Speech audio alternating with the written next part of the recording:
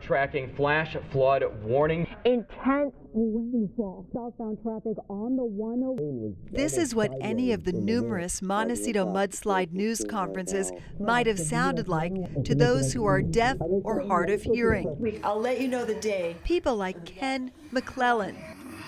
You know, I know there are a lot of deaf people around here, and we feel invisible often because of our deafness. You can't hear, but it doesn't show. So we live with it. There you go. For this story, interpreter Joe Black is helping us interview Ken. This is the 101 freeway north. But when Highway 101 was closed by the mudslide, Well, I did quite a series of community meetings out at San Marcos for the fire, and then with the mudslides, I kind of had my whole habit thing ready to come in and couldn't. But it was it was frustrating, except, you know, you turn it on, Katie's there doing it. Katie is Katie Voice. Yes, Voice is her last name. I know I'm not the best interpreter on the face of the earth, but I knew this experience, and I thought, whatever I need, I already have. So I'll just do it. On the day of the Montecito mudslides and for many days after, she spoke volumes with her hands. If not for Katie's interpreting, I would have had no idea where what was happening, and what roads were closed. 101 was closed, and it makes a big difference. I'm so overwhelmed, and at the same time feel like it's deeply real and personal, and we've all connected. Katie volunteered the night of the candlelight vigil for the men, women, and children killed or lost in the storm.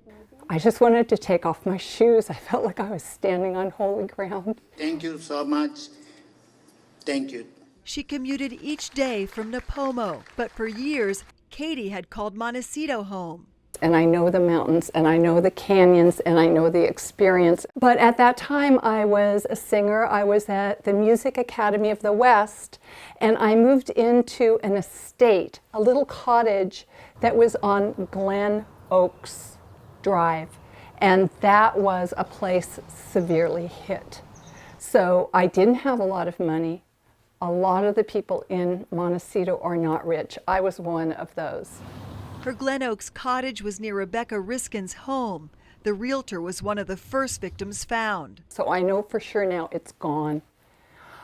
Prior to that, I had lived here on Conejo Road, and my home was burned down in the tea fire, and that was almost exactly 10 years ago. Katie's younger sister inspired her to learn American Sign Language, known as ASL. I did grow up with a deaf sister, and I did pick up sign language, and I did take sign language classes at Santa Barbara City College. Hey, so here I am. Her mentor, Larry Littleton, became the first person ever to be seen signing for deaf viewers on Channel 3 during live coverage of the storm of '95. I said, put me on the screen, put me in there, let me get the information out. This is important, this is an emergency. The rainfall from midnight on was 8 inches. The teleprompter wasn't working. So all the reporters gave me their notes, and I laid their notes down on the floor. And when I said, okay, I'm ready, I memorized as much as I could, and I told the director, put me on, they put me on, and I signed everything that I read on the floor. It was an amazing thing to turn on the TV and not have any captions available, and information was hard to come by. And then all of a sudden, here's Larry in the bubble looking down at the floor and then signing, and looking down at the floor and then signing. It was great. Littleton lives in Hawaii now. Even though I'm here in Hawaii, my heart is still in Santa Barbara. And I called for everybody, not just the deaf community, but for the interpreters who were working their tails off. It was just unbelievable. Mute, sir. She can hear you. Signing is becoming more mainstream. It's even spoken by the main character in the Oscar-nominated film The Shape of Water. Ken says it's a step towards equality in communication. So Tracy Lair, News Channel 3. Proper names use the ASL alphabet, while words are expressed through movements. And always I would say the best person to teach you is a deaf person. Oh, like you're, okay. Ken offered to teach me how to sign. The letter L from the alphabet. Instead, I asked him to pitch in and sign off this report. Okay. That's Tracy Laird from KEYT. There she is, and I love you.